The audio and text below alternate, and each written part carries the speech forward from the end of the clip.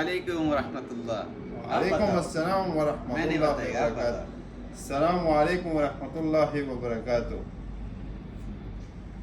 মোবাইলটা দেখেন, এটা হচ্ছে A55। কালারটা যদি আমি আপনাদেরকে দেখাই তাহলে দেখেন, বিশ্বাসই করতে পারবেন না এটা আসলে কালারটা কিরকম সুন্দর। এটা হচ্ছে ভয়ঙ্কর সুন্দর যে বলে না, ওইটা হচ্ছে ভয়ঙ্কর সুন্দর একটা কালার। A55 আমরা কিন্তু বাইকে দিছি, এটা হচ্ছে আমাদের পাকিস্তানি ভাই। भाई कैसा लगा हमारा शॉप में? बहुत अच्छा लगा। प्राइस कैसे दिया? थोड़ा प्राइस हमारा भी अच्छा दिया, ये भाई लोग को दुकान बता वाला दो। लोग भी अच्छा, जितना भी स्टाफ है बहुत ज़बरदस्त स्टाफ है।